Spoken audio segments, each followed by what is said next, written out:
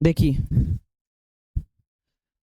कल हमने बात की थी अनुपात समानुपात, और एक शॉर्ट में हम कवरेंस देखते हैं रेशियो का। जो इंट्रोडक्शन हमने बात की थी, हमने अनुपात की बात की थी, और अनुपात का मतलब दो चीजों में आपस में रिलेशन बताने के लिए अनुपात को काम में लिया जाता है।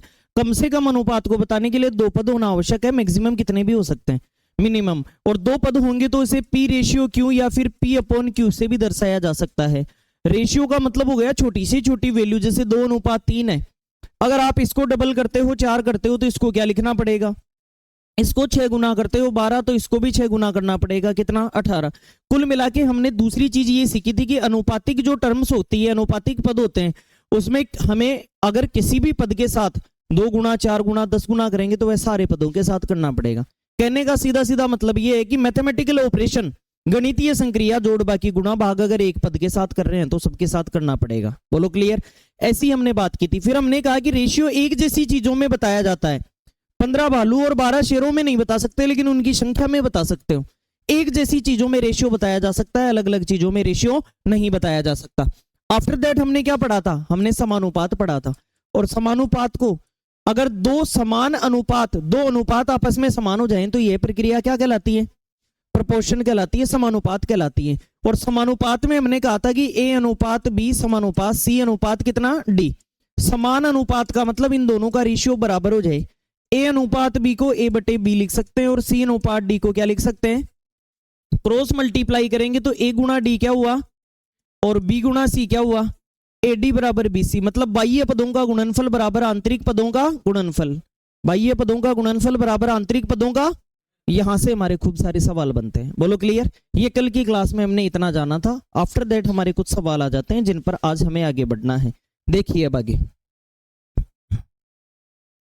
ये हमारा पहला सवाल, 2:5 को प्रतिशत में प्रदर्शित करो। आपको परसेंटेज में दिखाना है 2:5 को। अब आप ये बताओ कि 5 के नीचे 2 लगाना है या 2 के नीचे 5 लगाना है? पहले वाली के नीचे आगे वाला मान लिखना पड़ता है। तो 2:5 को हम और क्या लिख सकते हैं? 2/5 लिख सकते हैं। 2 अनुपात को क्या लिख सकते हैं?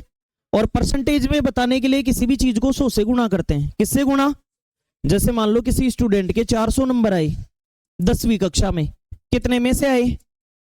500 में से। अब आपसे कोई पूछे कि उसकी कितनी परसेंट बनी, इसका मतलब आए हुए ऑब्टेन्ड मार्क्स ऊपर, टोटल मार्क्स नीचे, और प्रतिशत में बताने के लिए गुणा क्या करते हैं? तब जाके पता लगेगा कि उसकी कितनी परसेंट बनी। तो बताओ कितनी परसेंट बनी? 80% बनी। तो जब कभी भी आपको परसेंटेज में कोई चीज निकालनी हो तो गुणा क्या करते हैं? 100। कल को लाभ हानि प्रॉफिट लॉस पढ़ेंगे तो लाभ प्रतिशत निकालने के लिए सूत्र होता है होने वाला लाभ बटे क्रय मूल्य, और गुणा क्या करते हैं? ये 100 इसलिए क्योंकि मान किस में पूछा है? परसेंटेज में पूछा है। ऐसे ही हानि प्रतिशत जब हम पढ़ रहे होंगे तो हम पढ़ते हैं होने वाली हानि बटे क्रय मूल्य, और गुणा में क्या? ये गुणा 100 क्यों किया? क्योंकि मान किस में पूछा। तो अब सीधा सीधा एक बात समझ में आ गई कि सर जब जब भी मान किस में पूछे, प्रतिशत में पूछे, तो दिए गए मान को किससे गुणा करना है? 100 से गुणा। जब मुझे इतना पता लग गया तो 2/5 को किससे गुणा कर दिया? 5 का भाग 100 में कितनी बार, और 20 का 2 गुना, यही प्रतिशत में लिखा जाएगा। बोलो क्लियर है क्या? नोट करें।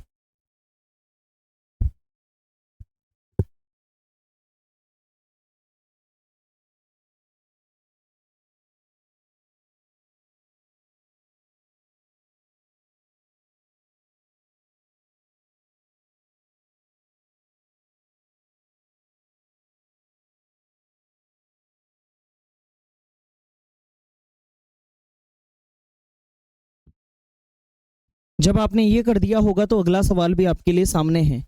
आपको 3:4 को प्रतिशत में दिखाना है, परसेंटेज में। Express 3:4 as a percentage. एकदम आसान। 4/3 लिखूं या 3/4? 3/4। और प्रतिशत में बताने के लिए गुणा क्या कर दें? 4 से कितनी बार? 25 का 3 गुना। किसी भी चीज का 75% ही 3:4 होता है। कभी भी जरूरत पड़े तो हम इस प्रकार से दिखाएंगे। बोलो नेक्स्ट। 4:7 को प्रतिशत में प्रदर्शित करो। परसेंटेज में दिखाओ 4:7 को।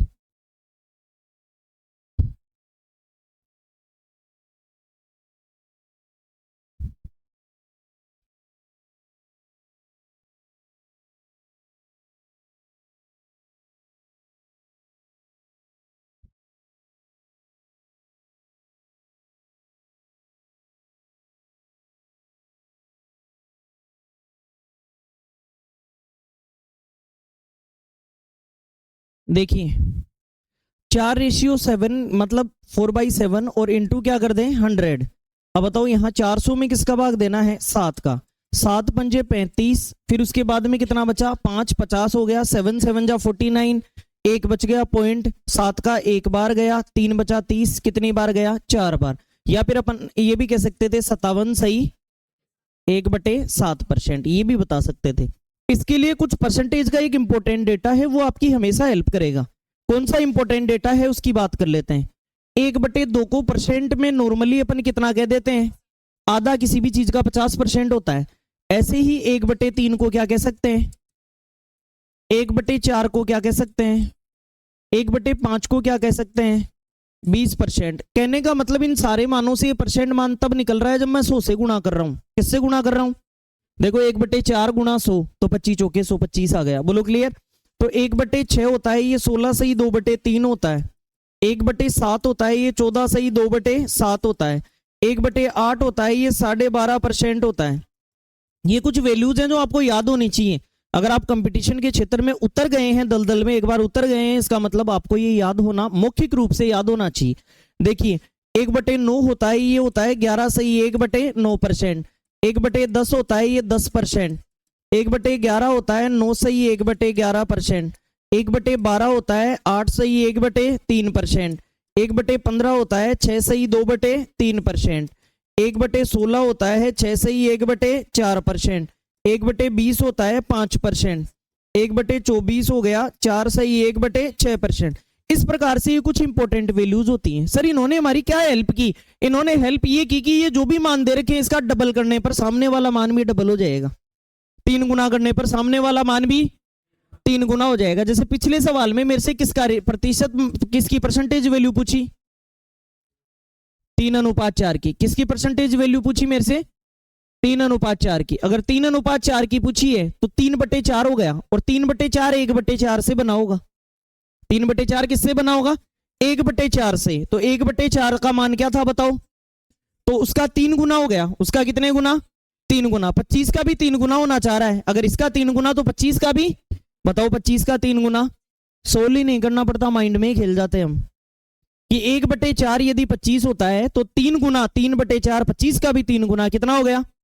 चलो आगे आते हैं, एक बार पिछले पर और जाते हैं। बताओ ये क्या है, 2/5। ये 1/5 से बना होगा, 1/5 का डबल ही तो है, तो 1/5 से बना होगा। तो 1/5 की वैल्यू मैंने क्या लिखी, तो 1/5 का भी डबल कर दो, 20% का भी डबल कर दो। 20 का डबल बोलो 40 ही था क्या, ये रहा सामने।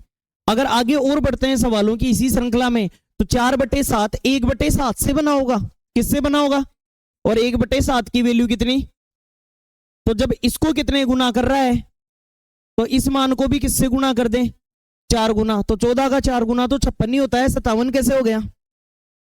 देखो पूरा मान गुना होता है, ये भी 4 से गुना और ये भी 4 से गुना। 14 का 4 गुना कितना, और ये जब 4 से गुना होगा तो 4 दूनी और बटे में कितना। ये उचित भिन्न है या अनुचित भिन्न, अनुचित वो होगी जिसमें भाग चला जाए। बोलो क्लियर। तो भाग जा रहा है, अगर भाग जा रहा है तो 7 एकम 7, एक बच गया, और बटे में इसको मिश्र भिन्न में लिख देंगे, और एक कह रहा है मुझे इधर जोड़ दो। तो बताओ 56 और 1 57 सही 1/। तो सर ये तो गजब की चीज है। फिर अगर मुझे इस डेटा पर अगर मैं पारंगत हो जाता हूं तो इससे रिलेटेड कोई भी सवाल पूछा जाए तो मेरी कुछ सेकंडें बचेंगी आंसर बताने में, और मुझे कॉन्फिडेंस और फील होगा। क्यों, क्योंकि मैं डेटा को तोड़ मरोड़ के उत्तर बता रहा हूं, तो मेरा सवाल समझ में आएगा पूरा। बोलो क्लियर है क्या। तो ये सारा डेटा आपको आना चाहिए। ये डेटा जब आ जाएगा तो हम इन्हीं चीजों पर काम करेंगे। पहले एक बार ये नोट करें।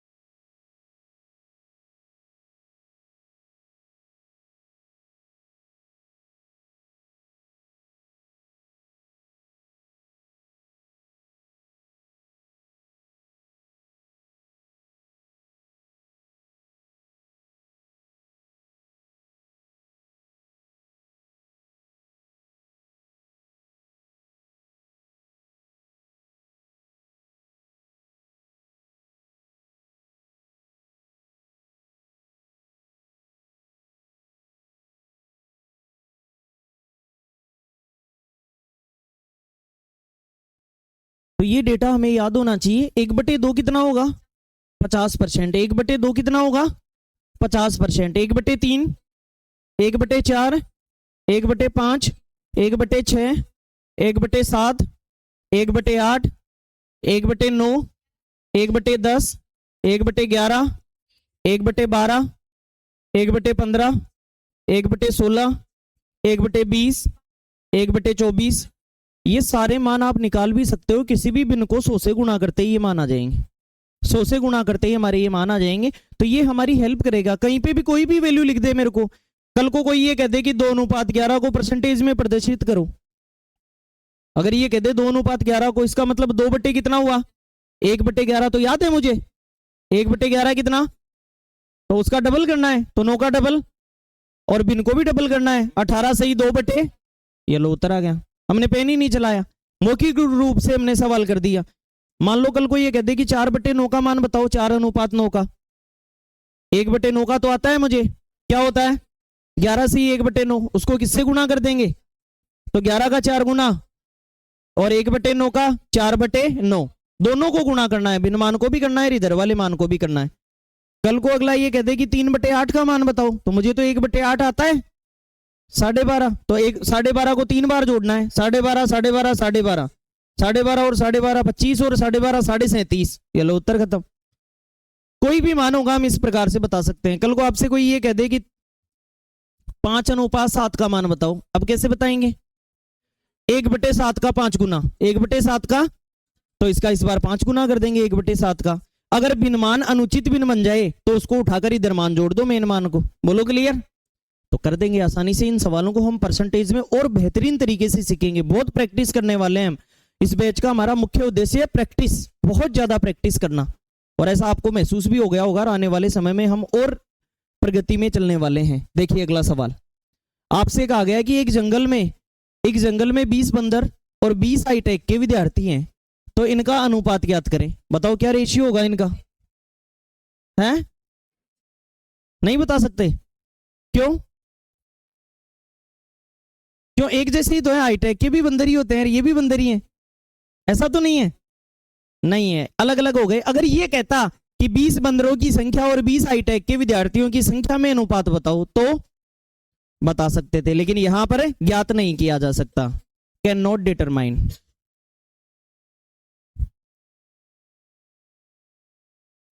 ये हमारा आंसर होगा। वैसे ये दिख एक जैसे रहे हैं, लेकिन होंगे नहीं।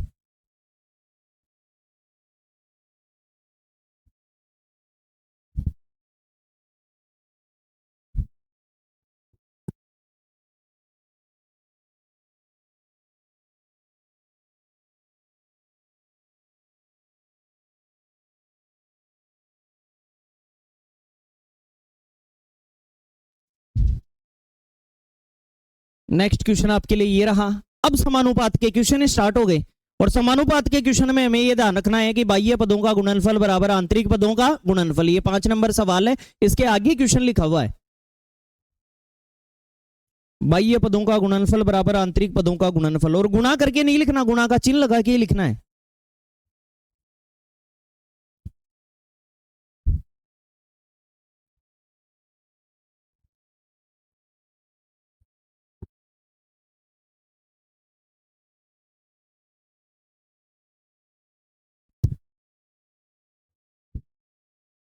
बताइए, बाह्य पदों का गुणनफल 2x हो गया क्या?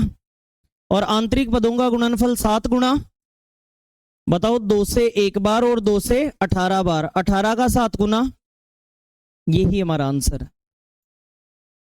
बोलो क्लियर है? अगला सवाल आपके लिए ये रहा।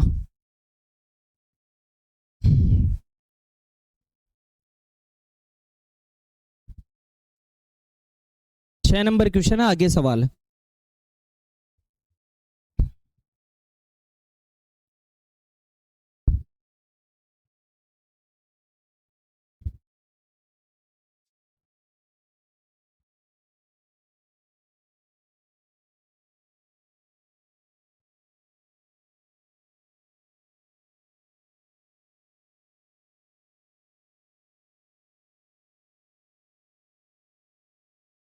देखिए, बाह्य पदों का गुणनफल करेंगे तो क्या होगा? 15 गुणा 13 और आंतरिक पदों का गुणनफल करेंगे 3x, 3 से एक बार और 3 से 13 का 5 गुना, यही मेरा उत्तर है।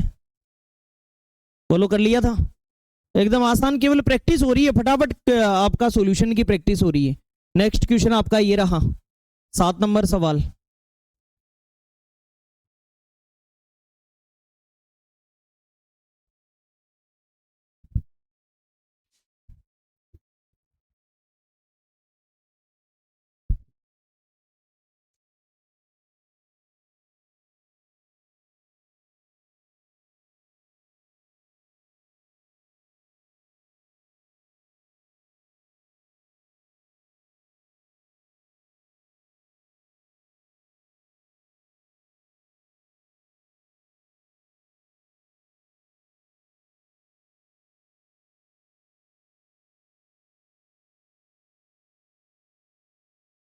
बताओ क्या आंसर आया।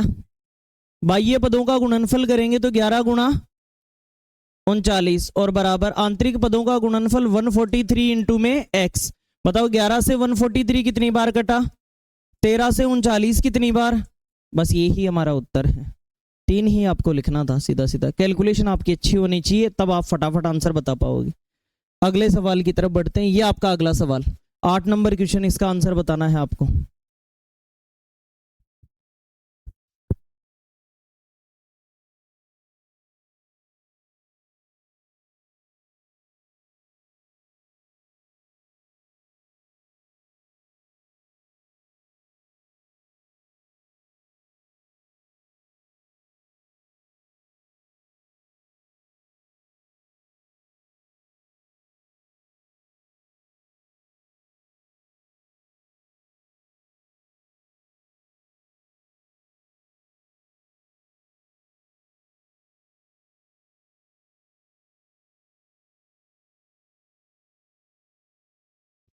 देखिए बाह्य पदों को गुणा करेंगे तो क्या बनेगा 37x, और आंतरिक पदों को गुणा करेंगे तो 125 गुणा 111, 37 का 111 में 3 बार, 37 का 111 में कितनी बार, सीधा सीधा 3 बार जा रहा है। अब बताओ 125 का 3 गुना, जब भी 125 को 3 से करना है तो 100 को 3 गुना करो, 300, और 25 का 3 गुना 75, 375 आ गया सर।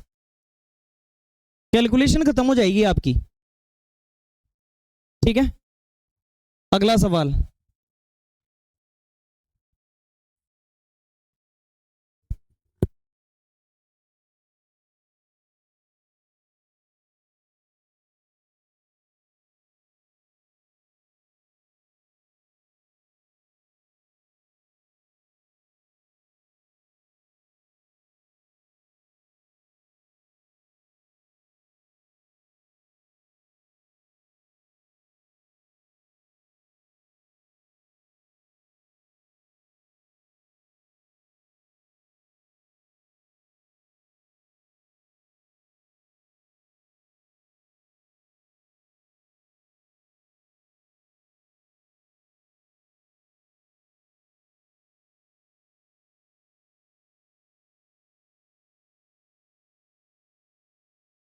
देखिए बाह्य पदों को गुणा करेंगे तो 7.5x आ गया क्या, और आंतरिक पदों को गुणा करेंगे तो 15 गुणा 25 हुआ।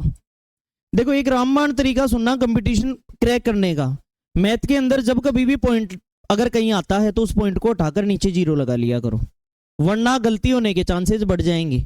दशमलव को जहां सोल्व करते हैं वहां गलती के चांसेस रहते हैं, हम बिल्कुल चांस नहीं लेना चाहते, इसलिए हमें इस पॉइंट को हटाकर नीचे क्या लगाना पड़ेगा, एक अंक बाद पॉइंट है तो 1 0, 2 अंकों बाद तो 100 लगाते, 3 बाद होता तो 1000 लगाते। बोलो क्लियर। अब जो कटने वाली है उसे काट देंगे, 25 से एक बार और 25 से 3 से 15 कितनी बार, 5 बार, 5 का 10 गुना कितना, बस यही हमारा उत्तर है। बोलो क्लियर, ये आपका आंसर आना चाहिए था, आ गया था। अगला सवाल सिल्वर कोटेड इलायची के लिए,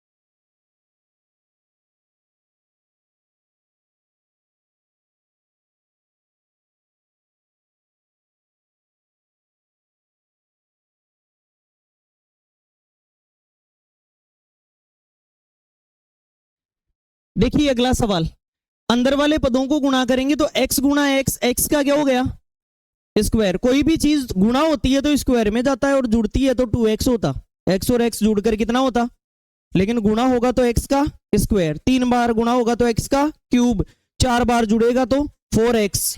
बोलो क्लियर, जुड़ने पर ऐड होता जाएगा।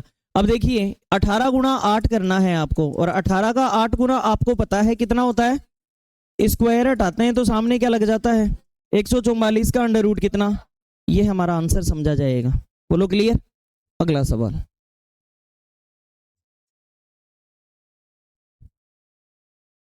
इस बार हमने सिल्वर कोटेड का नाम नहीं लिया था, जहां नाम ले वहां मान्य होगा,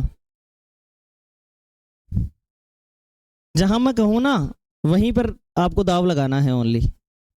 देखिए बाह्य पदों का गुणनफल वाई स्क्वायर, आंतरिक पदों का गुणनफल 4 गुणा 9, 9 चौक कितना हुआ 36, स्क्वायर हटाएंगे तो सामने क्या लगेगा 36 का अंडर रूट कितना, यही तो सर हमारा आंसर है, यही उत्तर बताना था, आ गया था। ठीक है, अगला सवाल आपके लिए ये रहा, सिल्वर कोटेड इलायची का।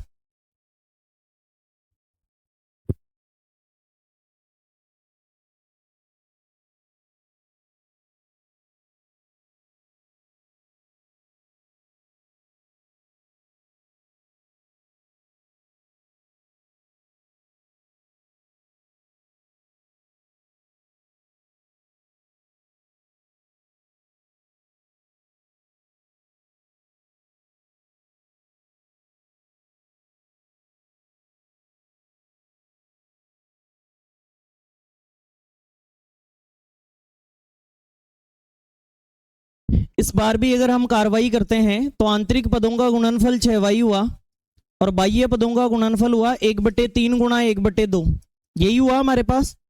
अब यहां पर 6y बराबर 1 गुणा 1 1 हुआ और 3 दूनी 6 हुआ, 6 को और नीचे भेज दो तो y का मान 1/6 गुणा 6, यही हमारा आंसर है 1/36। ठीक है,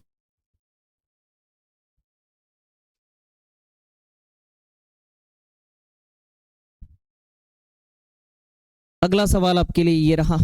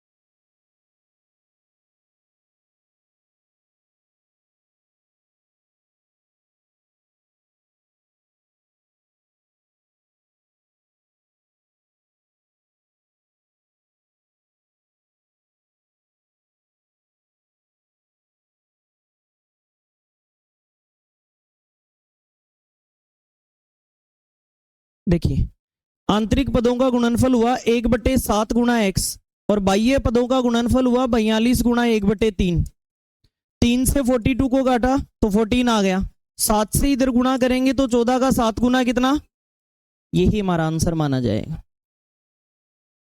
बोलो क्लियर। रीजनिंग में अगर जब भी ऐसा सवाल आए तो पहले ये दिमाग लगाएं, अगर इससे आंसर नहीं आ रहा हो तो फिर रीजनिंग का कॉन्सेप्ट लगाएं। ठीक है, नेक्स्ट अगला सवाल ये रहा, उससे पहले कुछ चीजें समझनी पड़ेंगी इसको सोल्व करने से पहले। अभी तक हमने जहां भी हमें कोई वैल्यू निकालनी है उसको x माना, जहां भी कोई वैल्यू बतानी थी उसको हमने क्या माना x माना। अब कुछ यहां पर क्या है शब्दावलियां आएंगी, जैसे एक वर्ड तो ये आएगा प्रथमानुपाती, एक वर्ड आएगा मध्यानुपाती, इन वर्ड से आप थोड़ा सा फेमिलियर हो जाओ। एक वर्ड आएगा तृतीयानुपाती, एक वर्ड आएगा चतुर्थानुपाती,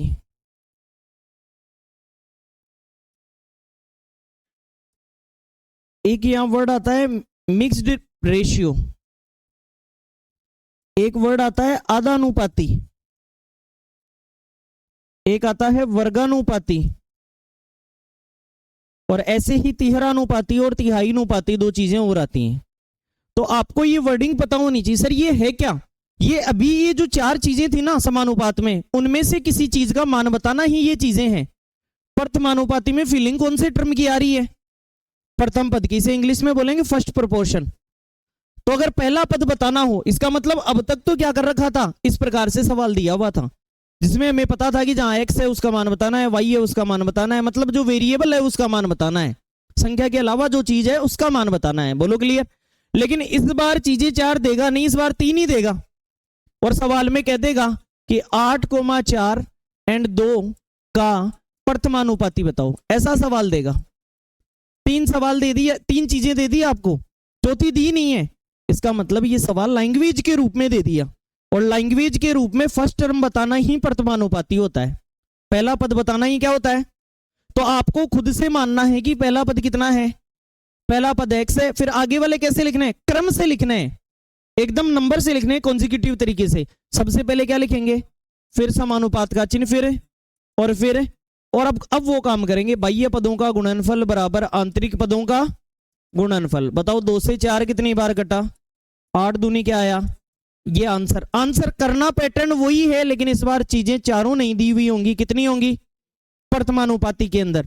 कहने का सीधा सीधा मतलब ये हुआ कि दिए गए समानुपातिक पदों में पहला पद बताना ही क्या कहलाता है? पहला पद बताना ही क्या कहलाता है? प्रथमानुपाती कहलाता है। बोलो क्लियर? अगर यहां से इसको थोड़ा और डिटेल में पढ़ेंगे प्रथमानुपाती क्या होता है, तो हम ये पढ़ते थे कि एडी बराबर बीसी होता है, बाह्य पदों का गुणनफल बराबर आंतरिक पदों का, बताओ क्या बताना है? ए बताना है। अगर ए बताना है तो डी को कहां भेज दें? तो ये लो बीसी बटे डी। ये भी आ सकता है कि ए बी सी डी अगर ऐसे दिए हुए हो तो प्रथमानुपाती बताओ, बीसी बटे डी। बोलो क्लियर है क्या? या सीधा सीधा मैं ये कह दूंगा कि तीन चीजें दी गई होंगी, पहली को एक्स मानना है, पहली को एक्स मानना है और सोल्व कर देना है। बोलो क्लियर है क्या? ये प्रथमानुपाती है। तो अब पहला सवाल आपके सामने ये रहा,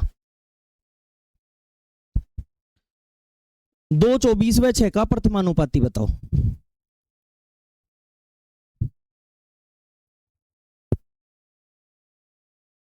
इसको आप लिखना चाहो तो लिख भी सकते हो, प्रथमानुपाती क्या होता है।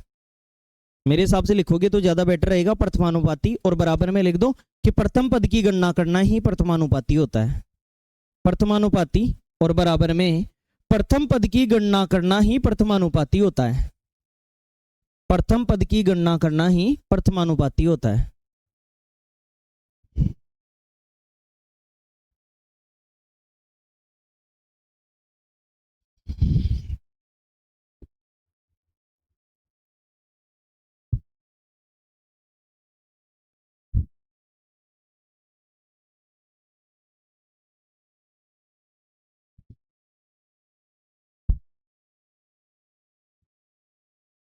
अगर ऐसा है तो पहले पद को क्या मान लें बताओ, और फिर क्रम से लिखना है। फिर क्या आएगा? समानुपात का चिन्ह, और फिर बाह्य पदों का गुणनफल, और आंतरिक पद 2 गुणा 24, 6 से 24 कितनी बार? एक्स का मान 4 दूनी, यही प्रथमानुपाती है, फर्स्ट प्रोपोर्शन है। क्लियर?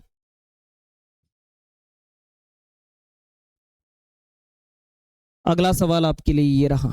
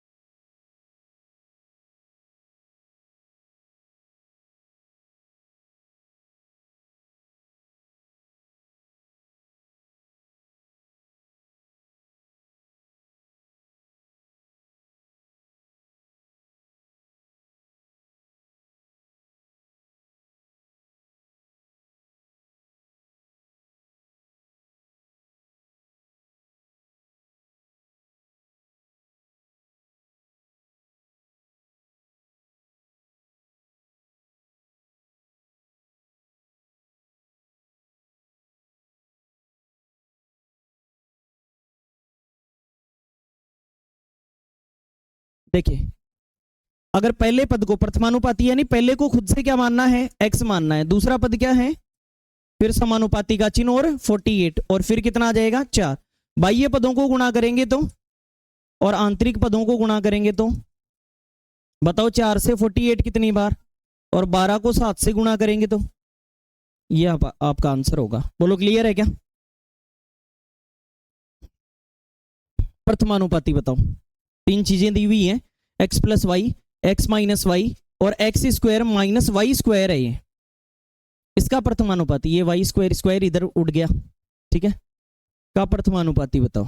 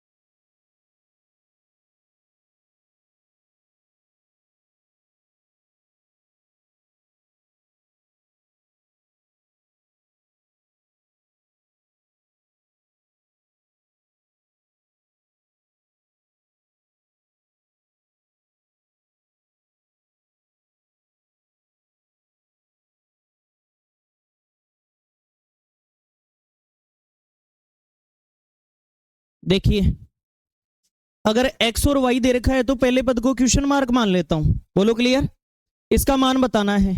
और अब लगातार लिखो, पहला पद क्या है, समानुपात, दूसरा पद क्या है, अनुपात, लास्ट पद क्या है बताओ। हम ये करते हैं कि बाह्य पदों का गुणनफल बराबर आंतरिक पदों का, अगर बाह्य पदों को गुणा करें तो x square minus Y square, और बताओ इससे गुणा कौन होगा, क्वेश्चन मार्क गुणा हो जाएगा, बोलो क्लियर, जो भी आएगा।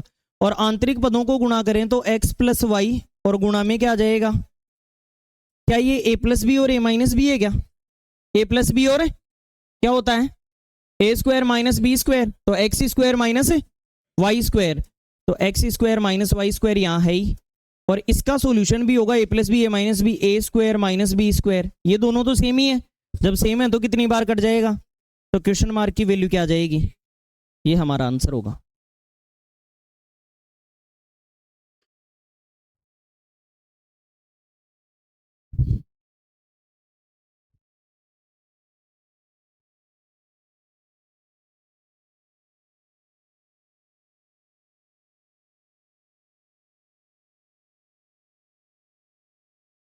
तो समानुपातिक पदों में पहला पद बताना ही क्या होगा, पहला पद बताना ही प्रथमानुपाती, फर्स्ट प्रोपोर्शन होगा। अगला हमारा आता है मध्यानुपाती, हेडिंग डालें मध्यानुपाती, इसे बोलते हैं मीन प्रोपोर्शन।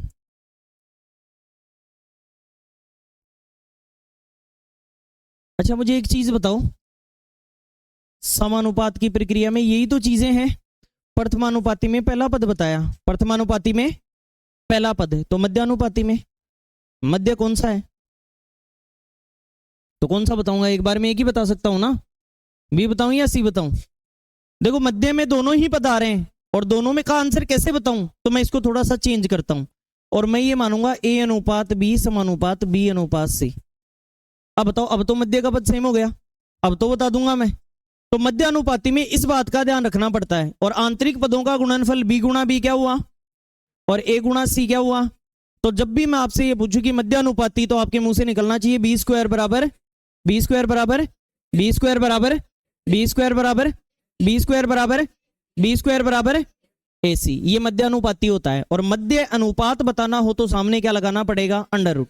तो कहने का मतलब क्या होगा, इस बार चीजें 3 नहीं दी गई होंगी, सामने देखिए, इस बार 3 नहीं होंगी चीजें, कितनी होंगी, दोनों को गुणा करके अंडर रूट निकालना ही मध्यानुपाती है।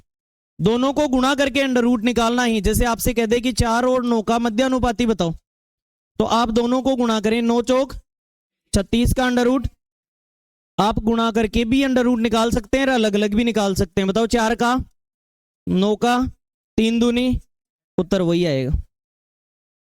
अर्थात मध्यानुपाती में मध्य पद की गणना की जाती है। मध्यानुपाती में बी स्क्वायर बराबर ए सी, बी स्क्वायर बराबर, पहले इसे नोट करें, मध्यानुपाती को लिखें बराबर में,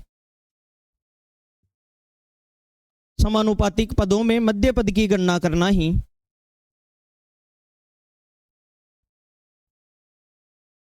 समानुपातिक पदों में मध्य पद की गणना करना ही मध्यानुपाती कहलाता है। समानुपातिक पदों में मध्य पद की गणना करना ही मध्यानुपाती कहलाता है। समानुपातिक पदों में मध्य पद की गणना करना ही मध्यानुपाती कहलाता है। और ये नोट करो, बी स्क्वायर बराबर ए सी, बी बराबर रूट ए सी।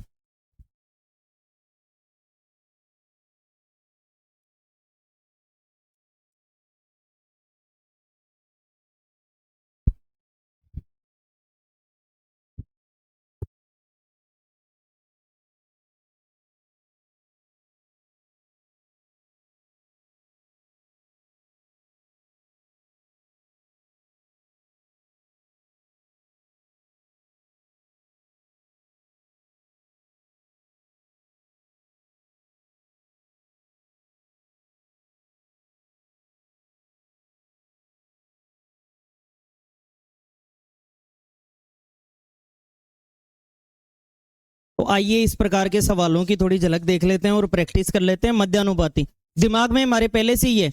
समानुपातिक पदों में पहला पद बताना, प्रथमानुपाती, पहला पद बताना, मध्य का बताना, बी स्क्वायर बराबर ऐसी, ठीक है। ये रहा आपका सवाल, 2 और 32 का मध्यानुपाती याद करें।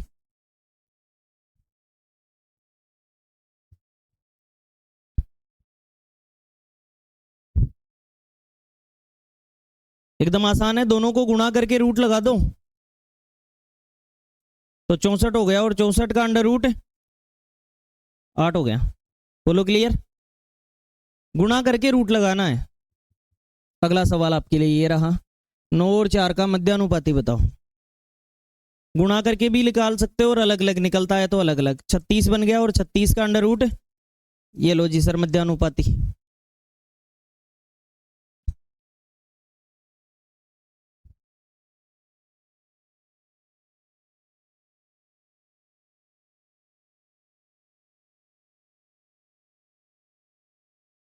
नेक्स्ट, 2704 तथा 2304 का मध्यानुपाती याद करें। इसके लिए वर्गमूल आना जरूरी है।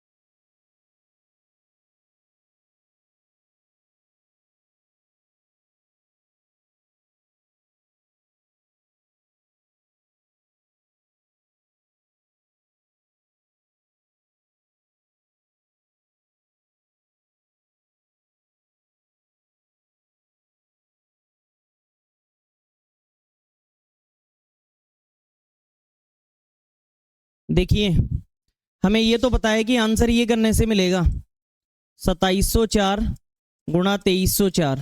बोलो क्लियर।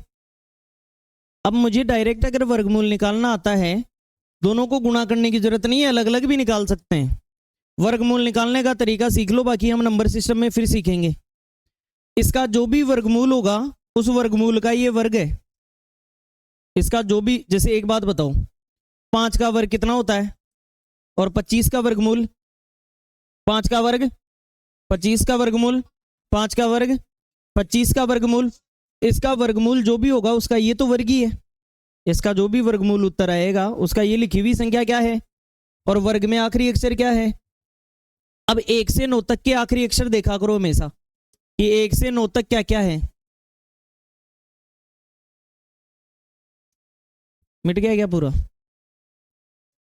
देखो 2704 और गुणा 2304, इसका आखिरी अक्षर देना देखना है। बताओ एक का वर्ग कितना होता है?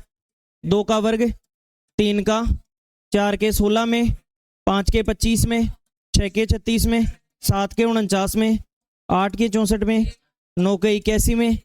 आपको ये देखना है कि जो भी वर्गमूल आएगा उसका ये वर्ग संख्या है। बोलो क्लियर।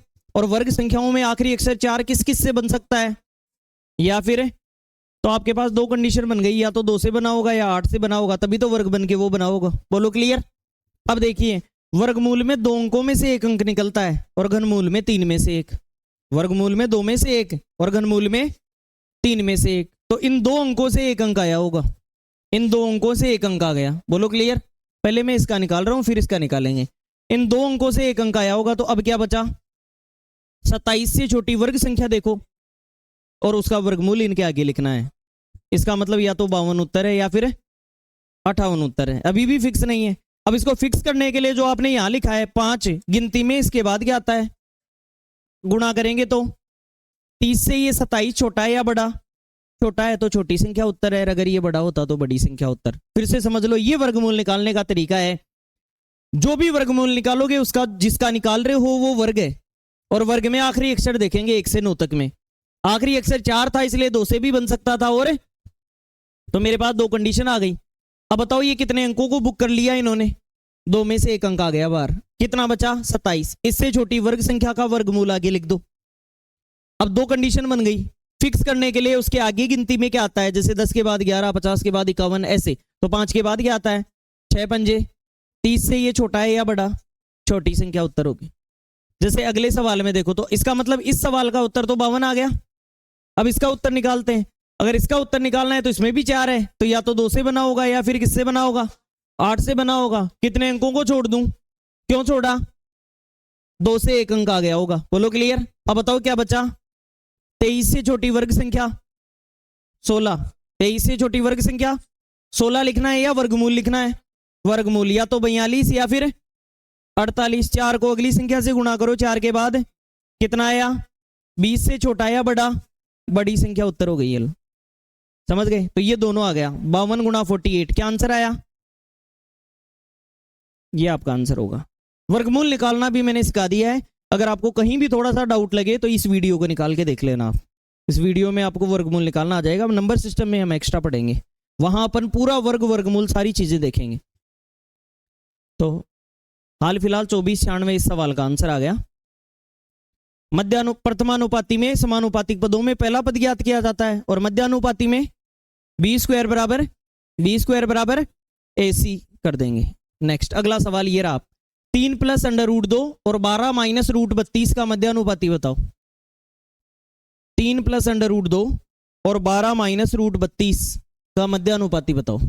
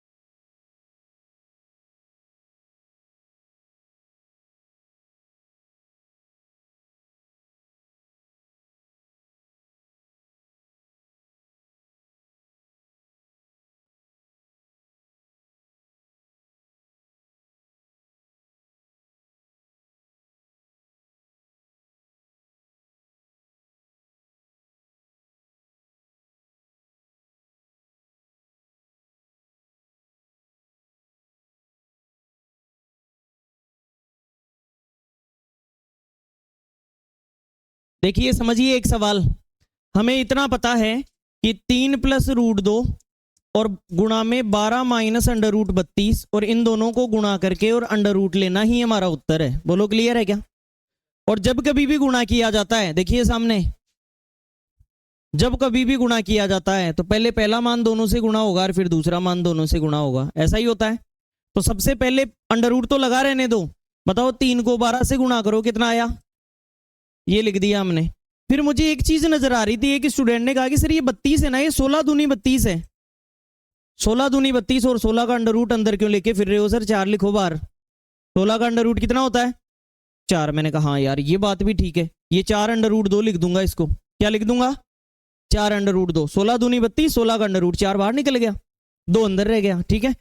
अब बताओ ये 3 किससे गुणा होना चाह रहा है, 4 अंडर रूट 2 से, तो बताओ 3 से गुणा किया तो 3 चौक माइनस का चिन्ह है तो माइनस का 12 और साथ में कितना आ गया अंडर रूट 2, मतलब 3 को 4 से गुणा कर दिया, रूट 2 साथ में लगा दिया और चिन्ह साथ में आ गया। बोलो क्लियर? पहले वाला मान दोनों से गुणा हो गया, अब कौन गुणा होगा, दूसरा मान, रूट 2 दोनों से गुणा होगा तो प्लस, ये भी प्लस, तो प्लस का 12 गुणा रूट 2 कितना आ गया 12 रूट 2। थोड़ी सी मुझे खुशी हुई कि ये प्लस का और ये माइनस का कट जाएगा। बोलो क्लियर है क्या? उसके बाद में रूट 2 किससे गुणा होगा 4 रूट 2 से, बताओ रूट 2 से रूट 2 गुणा हुआ तो 2, सेम जैसी संख्या ये रूट में गुणा हो जाती है तो वही मान आ जाता है। बोलो क्लियर? रूट 2 गुणा रूट 2 वो क्यों आता है, इसलिए आता है क्योंकि अंडर रूट लगे होने का मतलब होता है उसकी पावर आधी, उसकी पावर तो गुणा होगा तो आधी और आधी कितनी हो जाएगी, पावर 1 हो जाएगी, 2 आ जाएगा। तो कुल मिला के यहां पर मैं ये कह सकता हूं कि रूट 2 से रूट 2 गुणा होगा तो 2 और 4 दूनी प्लस का या माइनस का, क्योंकि ये माइनस का था और ये प्लस का तो माइनस आएगा। बोलो क्लियर? अब आपने तुरंत कहा सर 12 रूट 2 से 12 रूट 2 उठ गया, बोलो क्लियर है क्या? अब तुरंत 36 में से आपने 8 कम करके उत्तर बता दिया कितना 28। फिर एक विद्यार्थी ने कहा कि सर ये तो 4 का 7 गुना होता है, 4 का कितने गुना, बोला हम क्या करें, बोला 4 का अंडर रूट 2 क्या निकाल लो, बाहर निकाल लो, जितना सरल हो सकता है उतना उत्तर सरल बताएंगे। बताओ 4 का अंडर रूट और अंडर रूट में, यही हमारा उत्तर है। इसी सवाल को हम एक तरीके से और कर सकते थे, सामने ध्यान दें एक बार, इसी क्वेश्चन को हम एक तरीके से और कर सकते थे। कैसे? अब ध्यान से देखो एक बार सामने, अंडर रूट के अंदर हमारे पास 2 संख्या थी, क्या थी बताओ, 3 प्लस रूट 2 और 12 माइनस रूट, इस रूट 32 को मुझे लिखना आता है, ये 4 रूट 2 है, कितना है 4, इसमें भी है 4 इसमें भी है, कॉमन आ जाएगा, इसमें तो 4 दिख रहा है, इसमें कहां है 3 गुणा 4, 3 गुणा 4 कॉमन आ जाएगा। बोलो क्लियर?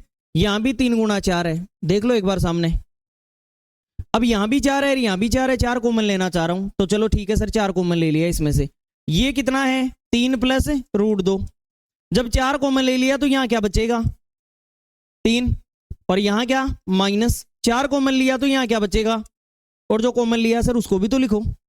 बोलो ये रहा कॉमन लिया हुआ 4, दोनों में था लेकिन मैंने बाहर निकाल लिया 4। क्लियर है?